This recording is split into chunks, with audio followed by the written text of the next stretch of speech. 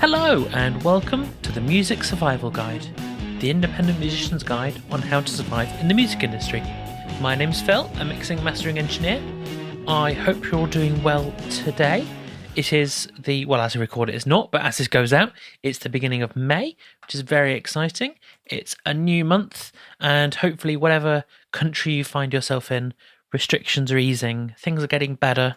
Certainly in the UK, you can go to rehearsal rooms and things like that, and bands are just starting to kind of find their feet again. That's what I've found, and it's a really exciting time. So I hope things are going well for you. If not, worry not, they will come back. It may take time, but they will come back. I've had another review of the podcast, and as promised, I said I would read them out as and when they come in. This one actually came in a few days ago from when I record. So it's from a user called It's from a user called Jimbo Giblets, which is a phenomenal username. It says, I'm finding some really good bits of information, but it's also really well executed. Really enjoying it. Good. I'm glad it's well executed. I can't say much more than that. Thank you for your kind words. And if you'd like to leave a review, then wherever you listen to podcasts, really, Apple Podcasts seems to be the kind of top one in terms of rankings. But wherever you are, I'd love a review. That would be amazing. More about that at the end of the podcast, though. This week, I wanted to talk about cheap gear. And specifically, is it okay to use cheap gear? And this is not just an episode for guitarists and bassists, because, I know that a lot of focus when it comes to word gear comes to what guitars and amps and pedals and bass amps are using and things like that. But it also applies, I'm going to say also, to drum kits. And if your vocalist owns a vocal mic, then what mic is that? Things like that. And I just want to open up this conversation, really, about cheap gear. So, you know how the story goes. You've saved up for ages. You've decided which bit you can afford that you really want, and you've got this bit of gear, whatever it is. It can be anything.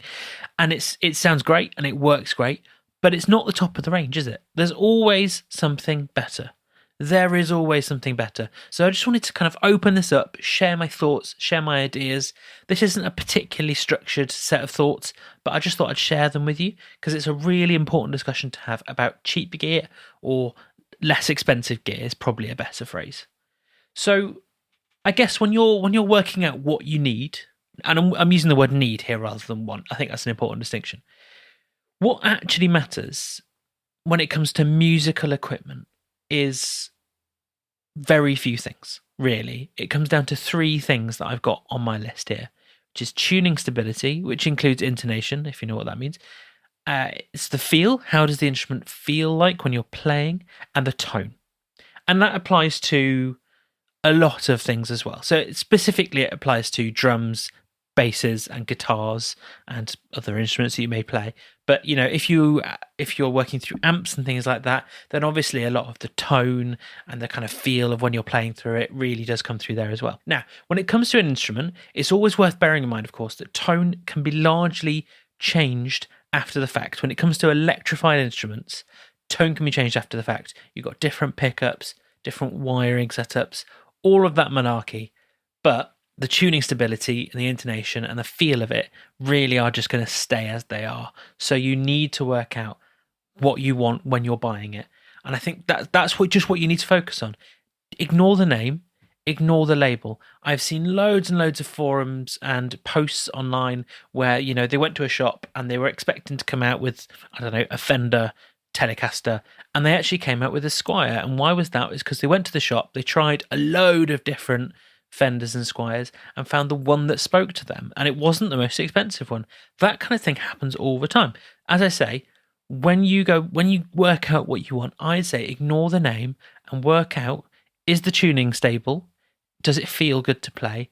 And what's the tone like? Those are your really, really, really important things. I think, we've got to be honest, as working musicians, affording that £3,000-4,000 guitar. I know, sorry, I said I wouldn't talk about guitars all the time, but I'm talking about guitars. It's just the way it goes. Insert your instrument here. When you're thinking about buying that, £3,000 or £4,000 guitar, that's a great dream. But the problem is when you're gigging, you're going to find you're so protective over this really expensive guitar that you're not going to be acting quite the same way as, say, if you had a, I don't know, £500-600 guitar, which you might throw around a bit more. maybe even a cheaper guitar. You might just throw it around a bit more. And you've got to bear that in mind as well, of course, that when you're buying this gear, you're buying it so that you can hopefully take it around touring, and it's going to get bashed and it's going to get dented and things like that. And that's okay. That's just part of owning an instrument. But that's just something to take into account as well. The thing that a lot of people think about when you think about the biggest name in your instrument area, or say the biggest name in whatever instrument you want to get. So, for example, I'm a bassist.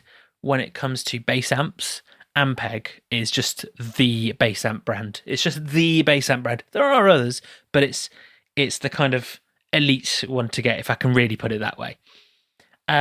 The thing to bear in mind about these brands is they are so expensive. They are so expensive. And when you compare them side by side with, say, another brand who are producing something very similar, let's not go into the legalities of such things, but maybe they're producing something very similar, but it's a lot cheaper, but it doesn't have the name on it.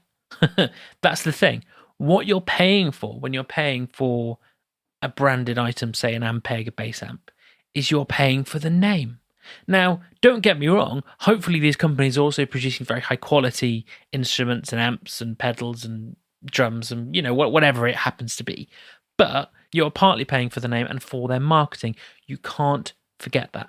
It can be worth it, don't get me wrong, but not always. You just need to buy the best thing for your money. And again, as I say, that comes down to the tuning stability, the feel, and the tone. Those are the absolutes that you just can't avoid. Now, the opposite sometimes is said on a lot of instrument forums is, say, X brand make the best instrument you've ever played and it only costs £100 and it sounds better than all the others, better than that several £1,000 guitar, whatever it is. Take that with a grain of salt. Don't get me wrong. If you were to pull up, let's go back to guitar again, why not? If you were to pull up, say, £100 knockoff Les Paul thing and a £4,000, let's go crazy, Gibson Les Paul standard, you would notice a difference. If you're a good musician, you would notice a difference. But there comes a point when the amount you're getting for the amount you're spending kind of levels off.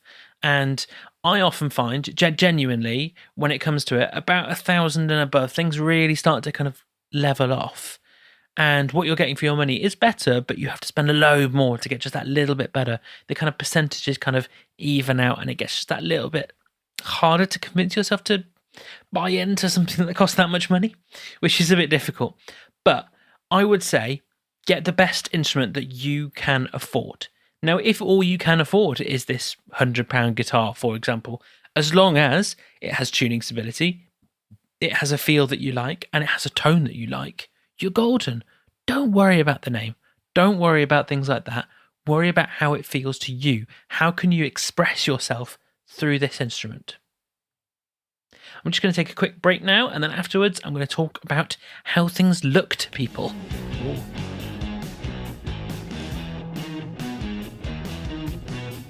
Well, welcome back from my mini weird enforced break.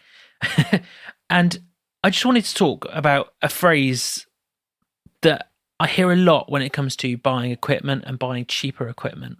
And that is, but people will look at my instrument and think that I'm not a pro. Now, there's a few things to say to this. The reality is that not everyone has money for top-of-the-range instruments. That is just a fact.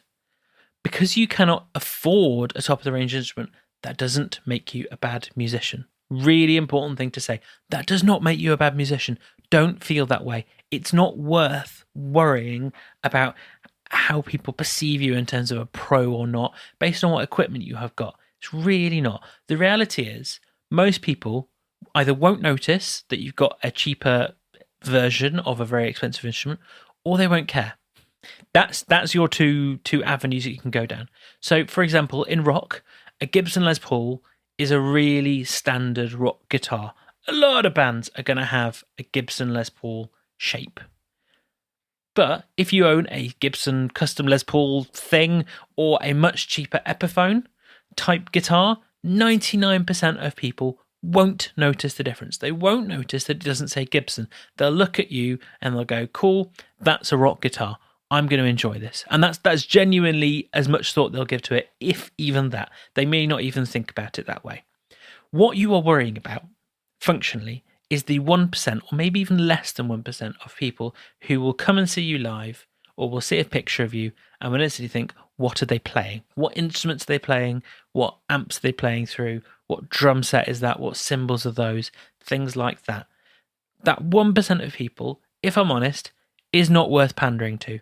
What matters is, how does your instrument feel to you? How does it feel to you? If you have a guitar that you found in a shop that was 250 quid and you were expecting to spend more money, but you went, this guitar just plays really well, it sounds great, and I can make a great sound with it, don't worry, buy it. That's great. Go with it. Follow your gut about how things feel. Because this is kind of my concluding remark, really. At the end of the day, your instruments are tools to help get your songs across. Now, that may sound strange because, without your instruments, how are you going to make the song happen? But it's how you get your music across to people. It's how you get your songs across to people. You use your tools, you use your instruments to make the right noises, to make the song come together. Good songs will gain you fans, because it's just as genuinely as simple as that. Good songs will gain you fans. Expensive gear will draw the eye of some people. They may even become fans of you. But frankly, for that teeny tiny amount of people, who cares? Frankly, who cares? Whether you have a very expensive instrument or a cheap instrument, don't worry. Worry about your music. Worry about your abilities as a musician. Spend time focusing on that. Don't spend hours and hours researching gear. It's a trap to fall into. It really is. When you want to buy a new instrument, a new pedal, a new whatever it is, then sure, do some research. But if you've got a good instrument, don't worry about it. Stop just researching and endlessly looking. Just focus on what you've got and what you enjoy, and focus on making music with what you've got and what you enjoy. Because otherwise, you'll find yourself knowing so much about gear, but not really knowing how to write a good song, for example, or not really knowing how to do this particular technique on the instrument. That is much more worth your time. It's going to gain you more fans. Focus on that, not on gear. That's basically my conclusion. So that is it for another episode of the Music Survival Guide. If you enjoyed it, then please leave us a review wherever you listen to this podcast. As I say, every single one is appreciated. I will read them out as and when I see them. Please also share it with any friends or bandmates if you thought it was useful. If you think a bandmate is talking too much about gear and you're just like, let's just talk about songwriting, maybe send this their way. Bit passive aggressive perhaps, but it could be worth it. I really appreciate every single one of you. So if you're interested, I've got a community on Facebook called the Music Survival Guide community. Hop over there for chats about music and band life with other musicians and industry people. And I will see you next time.